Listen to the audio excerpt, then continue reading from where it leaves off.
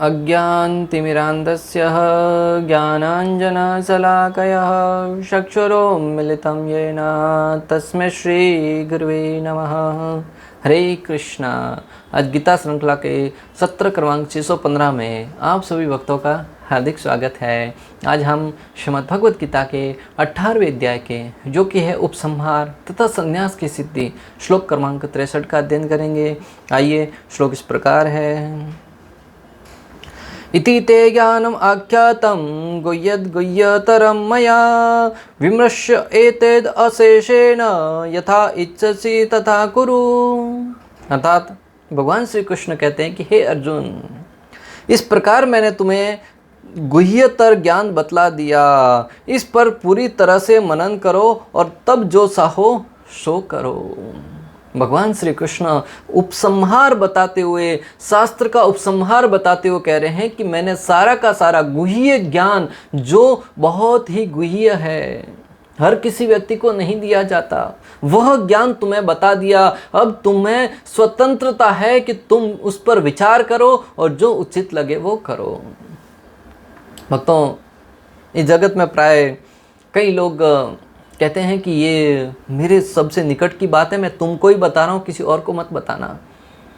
अर्थात हमारे जीवन ये कुछ ऐसे राज होते हैं जो हम अपने निकट ही लोगों को ही बताते हैं, हर किसी को नहीं बताते हैं। यहाँ पर भगवान भी जगत का जो गुह्य ज्ञान है वो अर्जुन को बताते हुए कह रहे हैं, ये बहुत ही गुह्य ज्ञान है, मैंने तुम्हें सिर्फ बताया है। और इस ज्ञान को भगवान श्री कृष्ण अगले श्लोक में अर्थात श्लोक क्रमांक 67 में अर्जुन से कहेंगे भी कि यह गुह्य ज्ञान उनको कभी न बताया जाए जो न तो संयमी है, न एकनिष्ठ है, न भक्ति में रहते हैं और न ही उनसे जो मुझसे द्वेष करते हो। अर्थात जो भगवान से प्रेम करते हैं उनको ही यह ज्ञान बताना चाहिए। जगत के लोग भी अपने जीवन की जो महिमाएं हैं, प्रशंसाएं हैं, हो सकता है कुछ समस्याएं भी हो, अपने निकटी लोगों को ही बताना चाहते हैं। वो भगवान से ही ये गुण आता है हमारे अंदर। तो भगवान यहाँ पर अर्जुन को कह रहे हैं कि इस ज्ञान को तुम्हें मैंने बता दिया और इस पर विचार करके जो तुम्हें उचित लगे उसके अनुरूप कार्य कीजिएगा। भगवान अब शास्त्र का उपसंहार कर रहे हैं। इस प्रकार मैंने तुम्हें इस गीता का ज्ञान दिया जिसके द्वारा कर्म, भक्ति और ज्ञान को समझा जाता है। भगवान अर्जुन को कहते हैं कि मैंने तुम्हें सारा ज्ञान दे दिया जिसके आधार पर कर्म, भक्ति, ज्ञान, विज्ञान इस सब को समझा जाता है। ज्ञान का अर्थ है कि जिस के द्वारा हम किसी व्यक्ति वस्तु के बारे में जान सकें, उसको ज्ञान कहा जाता है। जैसे अणु, परमाणु, अनेक प्रकार के साइंस में कुछ न कुछ घटक होते हैं जिनको जब व्यक्ति पढ़ता है, समझता है, सुनता है तभी जान पाता है। उसी भांति किसी भी वस्तु के बारे में हमें जो ज्ञान अर्जित हो, जानकारी प्राप्त होती है, उसको ही ज्ञान कहा जाता है। यह उन शास्त्रों से भी गुह्य है जो गुह्य मंत्रों की शिक्षा देते हैं। गुह्यतरम अर्थात यह ज्ञान उन गुह्य शास्त्रों से भी अधिक गुह्य है जो गुह्य मंत्रों का ज्ञान देते हैं। अभी आप समझिए कि भगवान इस भगवद गीता के शास्त्र पर कितना बल दे रहे हैं। इस बात से आप विचार करने का प्रयास कीजिए कि भगवद गीता कितनी महत्वपूर्ण है, भगवद गीता का ज्ञान कितना महत्वपूर्ण है, भगवद गीता का जो ज्ञान है वो प्रत्येक जीव तक पहुंचाना कितना महत्वपूर्ण है। जिन लोगों को हम भगवद गीता नहीं बता रहे हैं उनको इस ज्ञान से वंचित कर रहे हैं, या फिर जो व्यक्ति हमारे पास भगवद गीता का ज्ञान आने के बाद भी स्वीकार नहीं करना चाहता, वह कितना अभागा है। श्री कृष्ण किसी जाति मजहब के नहीं थे, श्री कृष्ण संपूर्ण विश्व के परम ईश्वर है। मनुष्य को तो छोड़ो, पशु, पक्षी, प्राणी, पेड़ पौधे सारे की सारी सृष्टि के परम ईश्वर है। वो प्रत्येक जीव पर संभाव रखते हैं। सम्मोहम सर्वभूतेषु न मे द्वेष्यो अस्ति न प्रियः। भगवान कहते हैं कि मैं समस्त जीवों के प्रति संभाव रखता हूँ, न तो किसी से वैर रखता हूँ, न किसी से विशेष प्रेम करता हूँ। परंतु जो व्यक्ति मेरे साथ प्रेम का आदान प्रदान करता है उसके प्रति मैं भी विशेष प्रेम करता हूँ, ऐसा भगवान का कथन है। परंतु प्रथम दृष्टि में यह समझिए कि भगवान किसी के प्रति वैर नहीं रखते। जो व्यक्ति भगवान श्री कृष्ण की शरण में जाएगा, निश्चित रूप से भगवान उसको शरण में लेंगे। भक्तों, रामायण का प्रसंग, भगवान श्री रामचंद्र के प्रति रावण ने इतने अपराध किए कि माता सीता का अपहरण करके लेके गया। उसके बाद भी भगवान ने का दिल तो बड़ा, देखिए भगवान ने यहाँ तक कह दिया कि अगर रावण भी मेरी शरण में आकर क्षमा याचना करके मेरी शरणागति स्वीकार करना चाहे तो मैं उसे क्षमा कर दूंगा। धन्य है भगवान श्री रामचंद्र। भक्तों, इस जगत में हमारे साथ कोई व्यक्ति कभी ऐसा आदान प्रदान व्यवहार कर ले जो हमारी इच्छा के अनुरूप न हो, हम तुरंत उसके प्रति बदला लेने की भावना हृदय में धारण कर लेते हैं और उनको सबक सिखाने का हर एक भरसकर प्रयास करते हैं। परंतु धन्य है प्रभु श्री रामचंद्र, जिन्होंने इतने अपराध करने के बाद भी शरण में आने वाले रावण को क्षमा करने का भाव रखा। अतः भक्तों, अगर अपने आप को प्रभु श्री रामचंद्र का भक्त समझते हो, प्रभु श्री रामचंद्र को अपना आराध्य मानते हो, इस जगत में छोटे मोटे समस्याओं से, छोटे मोटे झगड़ों के प्रति ध्यान न देते हुए उनको क्षमा करने का भाव रखिए मन में। हो सकता है उसके पूर्व जन्म के कुछ कर्मों के आधार पर वो हमारा प्रारब्ध बनकर हमारे सामने आया हो, उसमें उसकी कोई गलती नहीं है। इस भाव से उसको क्षमा कर दीजिएगा। निश्चित रूप से वह व्यक्ति बाद में पश्चाताप करेगा और आपकी शरण में आएगा।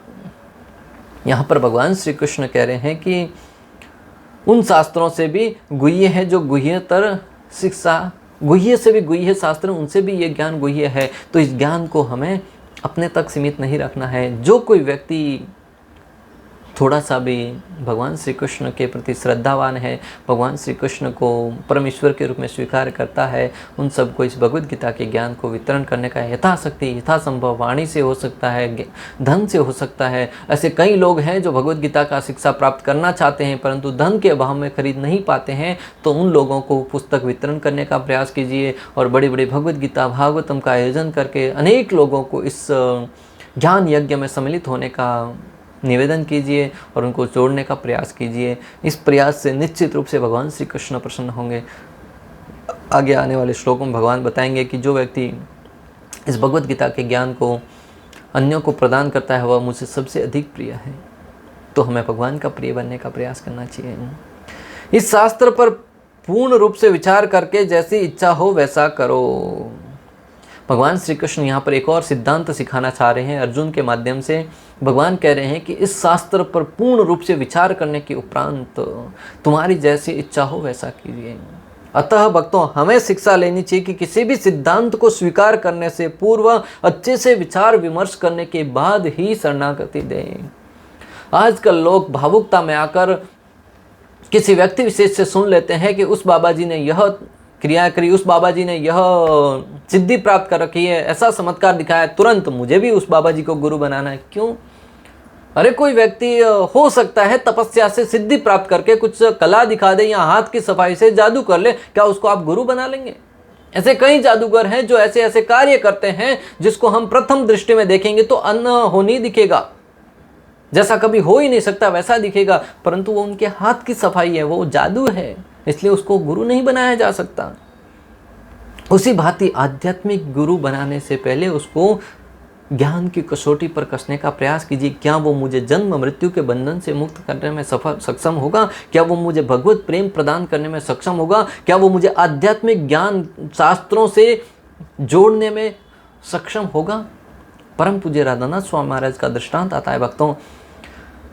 वो कई घाट घाट पर घूमते रहे, हिमालय में, गंगा जी में, जगह जगह उन्होंने भ्रमण किया, अनेक लोगों से मिले, अनेक बाबाओं से मिले, अनेक साधुओं से मिले। प्रत्येक व्यक्ति में कोई न कोई चमत्कार भी देखा, कोई न कोई विशेष ज्ञान भी देखा, परंतु उन्होंने और अनेक लोगों ने उनसे निवेदन भी किया कि हमसे दीक्षा ले लो, हमारा शिष्य बन जाओ, परंतु महाराज ने उनको गुरु स्वीकार नहीं किया। अपने विवेक की कसौटी पर कसते गए, परंतु कोई भी व्यक्ति ऐसा नहीं मिला जिसको पूर्ण शरणागति प्रदान कर सके। अनंतो गत्वा, भगवान श्री कृष्ण की कृपा से संपूर्ण जगत के गुरु ऐसी भक्तिवेदांत स्वामी श्रील प्रभुपाद से उनका मिलना हुआ। प्रथम दृष्टि में ही जब प्रभुपाद जी से मिले, उनको हल्का सा हृदय में ज्ञान आभास हो गया कि यही मेरे गुरु हो सकते हैं। और आगे चलकर पूर्ण कसौटी पर कसने के बाद वो समझ गए कि एकमात्र मेरा उद्धार कर सकते हैं तो ये आध्यात्मिक गुरु शिला प्रभुपाद। और तब से उन्होंने प्रभुपाद जी की शिष्यत्व स्वीकार किया और आज संपूर्ण विश्व में शिला प्रभुपाद जी द्वारा प्रदत्त भगवद गीता भागवतम के ज्ञान को, जो भगवान श्री कृष्ण से प्रेम बढ़ाने वाला है, उस ज्ञान को प्रेम की भांति वितरण कर रहे हैं। उसी भांति हमें भी जीवन में किसी भी व्यक्ति विशेष को स्वीकार करना है, पहले उस पर विचार कीजिए। ये भगवान का कथन है, भगवान आदर्श सिखा रहे हैं। कहने का अर्थ है कि इस शास्त्र पर बहुत अच्छे से विचार करके तुम्हारा अज्ञान नष्ट हो जाएगा और तुम मेरे शब्दों के ऊपर दृढ़ श्रद्धा रख पाओगे। भगवान कहना चाहते हैं कि इस भगवद गीता को पढ़कर, सुनकर, समझकर निश्चित रूप से तुम्हारे जो अज्ञान है वो नष्ट हो जाएगा और तुम मेरे बातों पर श्रद्धा रखोगे और तुम युद्ध के लिए तैयार होंगे। जब हम शास्त्रों को पढ़कर उनके अनुसार जीवन जीते हैं तब उसको अपने जीवन में होता हुआ अनुभव करते हैं। जैसे यहाँ भगवान ने जगत दुख का घर है, पहले हमने नहीं पता था, पर गीता पढ़ने के बाद अनुभव होता है। भक्तों, हम जब शास्त्रों को पढ़ते हैं, शास्त्रों को सुनते हैं, तब जो उन्होंने उसमें बताया गया है वो अपने जीवन में अनुभव होता हुआ भी देखते हैं। जैसे भगवद गीता के 8वें अध्याय के 15वें श्लोक में भगवान श्री कृष्ण ने कहा है, माम उपेत्य पुनर्जन्म दुःखालयम अशाश्वतम नाप्नुवन्ति महात्मानः संसिद्धिं परां गताम्।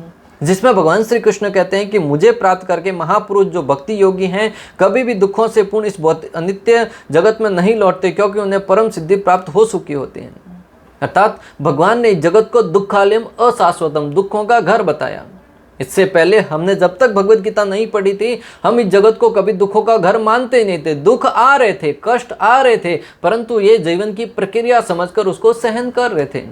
जैसे भगवद गीता को पढ़ा तभी समझा कि जगत दुखों का घर है। तभी प्रश्न उठा कि जगत से मुक्त, दुखों से मुक्त होने का उपाय क्या है। तो भगवान ने इसी श्लोक में कहा, मुझे प्राप्त करके महापुरुष जो भक्ति योगी हैं कभी भी दुखों से पूर्ण इस जगत में नहीं आते। उसको अनुभव भी किया। जब भक्ति मार्ग को स्वीकार किया, जीवन में अनेक समस्याएं, संकट जो अन्य को प्राप्त होती हैं हमें भी प्राप्त होती हैं। ऐसा नहीं कि भक्ति में आने के बाद दुख नहीं आएंगे, कष्ट आते हैं, परंतु उनका सामना करने का नजरिया बदल जाता है। जिस प्रकार कोई व्यक्ति किसी रास्ते से गुजर रहा है, उसमें बहुत सारे कंकड़, पत्थर हैं, कांटे हैं, वो कांटे अगर नंगे पांव चलेंगे तो लगेंगे वाले हैं, और अगर जूते पहन के चलेंगे कांटे वहाँ रहेंगे, कंकड़ वहाँ रहेंगे, पत्थर वहाँ रहेंगे, परंतु वो हमें आघात नहीं पहुंचाएंगे। उसी भांति इस जगत दुखों का घर है। इस जगत में चलने वाले प्रत्येक व्यक्ति को दुखों का सामना करना पड़ेगा और पीड़ा भी सहन करनी पड़ेगी, परंतु जिन्होंने भक्ति रूपी जूते, भक्ति रूपी आवरण पहन रखा है, उनको उस कष्टों का अनुभव नहीं होता है। कष्टों को सामना करने की शक्ति मिलती है और उनका सामना करने का साहस और दृढ़ विश्वास मिलता है। इसलिए भक्तों, भक्ति को अंगीकार कीजिए। मैं अपने अनुभव के आधार पर कहता हूँ, जीवन में अनेक समस्याओं के होते हुए भी व्यक्ति को उसका सामना करने का साहस और शक्ति मिलती है। जब हम भगवान की कही हुई बातों पर विचार करेंगे तब भगवान पर दृढ़ श्रद्धा होने लगेगी, और जब दृढ़ श्रद्धा होगी तब भक्ति उत्साहपूर्वक करेंगे, जो जन्म मृत्यु के चक्र से मुक्ति दिलाएगी। जब हम भगवान द्वारा कही गई बातों पर विचार करेंगे तब भगवान पर दृढ़ श्रद्धा स्थित होगी, और जब दृढ़ श्रद्धा होगी तो श्री कृष्ण की कही गई एक एक बात को ध्यानपूर्वक सुनकर अपने जीवन में पालन करने का प्रयास करेंगे। और जब भगवान द्वारा कही गई बातों को अपने जीवन में पालन करने का प्रयास करेंगे, निश्चित रूप से इस जन्म मृत्यु के बंधन से मुक्त होकर हम भगवान के दिव्य नित्य गोलोक धाम में जाने के अधिकारी बन जाएंगे। और भगवान यही चाहते हैं, जीव भी यही चाहता है। इस जगत में दुख है भक्तों, और दुखों के अथाह सागर में धकेल दिए गए हैं। प्रति क्षण अनेक कष्टों से गुजर रहे हैं, परंतु हम अज्ञानता के कारण उसको समझ नहीं पा रहे हैं। जैसे भगवान के पास अचिंत्य शक्ति है, तो उसी शक्ति से वे नाम के रूप में हमारे जिह्वा पर नृत्य कर सकते हैं। भक्तों, भगवान श्री कृष्ण है वो अचिंत्य शक्तिशाली हैं। उनकी शक्ति का कोई परिमाप नहीं है। वो अपने धाम में बैठे बैठे भृगुटी उठाने मात्र से, इच्छा करने मात्र से संपूर्ण जगत का प्रलय करने में सक्षम है। जब भगवान इतने शक्तिशाली हैं, तो क्या वो भगवान, हम जब शरणागति देंगे, भगवान नाम के रूप में हमारी जीवा पर नृत्य नहीं करेंगे? क्या भगवान अपने संग के द्वारा हमें लाभान्वित नहीं करेंगे? क्या भगवान हमारे साथ आने में इतने शक्तिशाली नहीं होंगे कि हमारा साथ हम दें, हमें मार्गदर्शन करें? अर्जुन के साथ जब भगवान श्री कृष्ण थे, उनका मार्गदर्शन किया। उसी भांति जब हम भगवान श्री कृष्ण की शरणागति स्वीकार करेंगे, निश्चित रूप से भगवान हमारे साथ, जब हम प्रतिदिन ध्यान पूर्वक, प्रेम पूर्वक भगवान के दिव्य नाम हरे कृष्णा कृष्ण कृष्ण हरे हरे, हरे राम राम राम हरे हरे दिव्य नामों का जप करेंगे, प्रेम पूर्वक भगवान हमारे जिह्वा पर नृत्य करते प्रतिदिन होंगे। और जब भगवान नृत्य करेंगे, उस नाम को जप करने में ऐसा दिव्य आनंद आएगा, ऐसा दिव्य आनंद आएगा, एक क्षण के लिए भी जिह्वा रुकने का नाम नहीं लेगी। और वो प्रेम प्रगाढ़ अवस्था प्राप्त करने के लिए हमें अथक प्रयास करने होंगे। हमें बलपूर्वक भगवान का नाम जप करने के लिए अपनी जिह्वा को प्रेरित करना होगा, प्रैक्टिस करनी होगी, और उस नाम को कानों से ध्यान पूर्वक सुनते हुए नाम जप करने का प्रयास करना होगा। निश्चित रूप से वह नाम जप हमें एक दिन भगवत प्रेम प्रदान करने के लिए निश्चित रूप से हमारा मार्गदर्शन करेगा। और ऐसा कब होगा? जब हम भगवान श्री कृष्ण की दिव्य लीलाओं का, कथाओं का श्रवण करेंगे और उस पर श्रद्धा पूर्वक ध्यान लगाकर भजन करेंगे, सुनेंगे। निश्चित रूप से भगवान की कृपा से हमें जीवन में सारे की सारी आवश्यकता पूर्ण होगी। भक्तों, प्राय देखा जाता है, अगर कोई व्यक्ति किसी नेता या व्यक्ति विशेष की जय जयकार करता है, फलाना व्यक्ति जिंदाबाद, फलाना व्यक्ति के प्रचार कार्य में लगता है, वह नेता अपने ऊपर आश्रित जन का भरण पोषण करता है, उनको पैसा देता है। जब इस जगत का छोटा मोटा व्यक्ति अपने ऊपर आश्रित जन को उसका भरण पोषण करने में सहायता करता है, तो जो संपूर्ण जगत के जगन्नाथ स्वामी हैं, उनकी शरण में जाए हुए व्यक्ति की क्या वो सेवा नहीं करेंगे? क्या उसकी आवश्यकता पूर्ण नहीं करेंगे? सोचने विचारने वाली बात है। अतः भक्तों, उस भगवान पर श्रद्धा रखते। जगत में अगर कोई शरणागत होने के लिए एकमात्र कोई है तो वो है जगन्नाथ। जगत के किसी व्यक्ति विशेष के पास जाकर आप अपना दुखड़ा रोएंगे, हो सकता है कि वो अपने स्वार्थ के लिए आपकी सहायता भी कर दे, परंतु अनंतो गत्वा आप संतुष्ट नहीं हो पाएंगे, सुखी नहीं हो पाएंगे। परंतु एकमात्र भगवान की शरण में गया हुआ व्यक्ति कभी धोखा नहीं खाएगा, ऐसा शास्त्रों का मत है।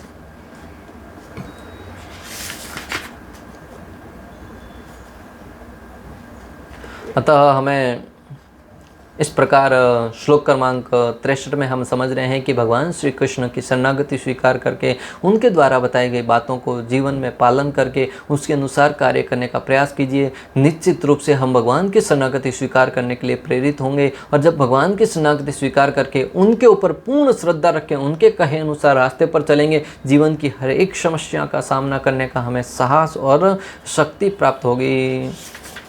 तात्पर्य, भगवान ने पहले ही अर्जुन को ब्रह्मभूत ज्ञान बतला दिया है। जो इस ब्रह्मभूत अवस्था में होता है वह प्रसन्न रहता है, वह न तो शोक करता है न किसी वस्तु की कामना करता है। ऐसा गुह्य ज्ञान के कारण होता है। कृष्ण परमात्मा का ज्ञान भी प्रकट करते हैं, यह ब्रह्म ज्ञान भी है, लेकिन यह उससे श्रेष्ठ है।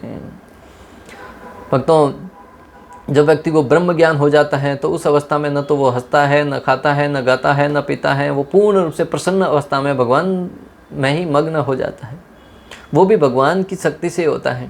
तो जब व्यक्ति को भगवान की कृपा प्राप्त होगी तो ब्रह्म ज्ञान हो जाएगा, भक्ति ज्ञान हो जाएगा। उस अवस्था में उससे भी श्रेष्ठ है, उससे प्राप्त करके व्यक्ति क्यों न जीवन में दुखी रहे, क्यों जीवन में दुखी रहेगा भला, हमेशा प्रसन्नचित्त रहेगा।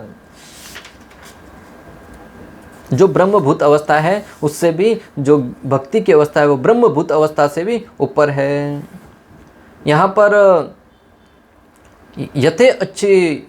यथे इच्छा तथा कुरु, जैसी इच्छा हो वैसा करो, यह सूचित करता है कि ईश्वर जीव की यत किंचित स्वतंत्रता में हस्तक्षेप नहीं करता। भगवद गीता में भगवान ने सभी प्रकार से यह बतलाया है कि कोई अपनी जीवन दशा को किस प्रकार अच्छी बना सकता है। भक्तों, यहाँ पर भगवान श्री कृष्ण ने यह शब्द कहकर हमें स्वतंत्रता प्रदान करी है कि जैसी इच्छा हो वैसा करो। इससे प्रमाणित होता है कि जीवन में जब भी कष्ट आते हैं भगवान कोई हस्तक्षेप नहीं करते, हमारे पूर्व जन्म के कर्मों से आते हैं। कई बार लोगों को आपने देखा होगा, एक्सीडेंट हो जाता है, मृत्यु हो जाती है, तुरंत स्टेटस पे लोग फोटो डाल देते हैं, लिखते हैं हे राम, हे भगवान, आपने ऐसा क्यों किया। भगवान किसी के साथ कुछ नहीं करते, ये हमारे कर्म होंगे। हो सकता है व्यक्ति 120 की स्पीड में चला रहा हो, या उसके पूर्व जन्म के कर्म हो जिसमें उसने किसी को उड़ाया हो, या उसकी घटना लिखी हो, तो वो हो जाता है। उसमें देव इच्छा या अपने पूर्व जन्म के कर्मों का कार्य समझकर उसे स्वीकार करना चाहिए और उसकी मुक्ति के लिए, उसकी सदगति के लिए भगवान से प्रार्थना करनी चाहिए। भगवान को दोष नहीं देना चाहिए। यहाँ पर भगवान ने सभी प्रकार से ये बतलाया है कि कोई अपनी जीवन दशा को किस प्रकार अच्छी बना सकता है। अर्जुन को उनका सर्वश्रेष्ठ उपदेश किया है कि हृदय में असीम परमात्मा की शरणागत हुआ जाए। सही विवेक से मनुष्य को परमात्मा के आदेशानुसार कर्म करने के लिए तैयार होना चाहिए। सही विवेक के द्वारा प्रत्येक जीव को भगवान श्री कृष्ण की सेवा करने के लिए अपने आप को प्रेरित करना चाहिए। इससे मनुष्य निरंतर कृष्ण भावनामृत में स्थित हो सकेगा, जो मानव जीवन की सर्वोच्च सिद्धि है। और इस प्रकार जब वो अपने आप को भगवत सेवा करने के लिए प्रेरित करेगा तो वो कृष्ण भावनामृत में स्थित होगा, जो कि जीवन की सर्वश्रेष्ठ सिद्धि है।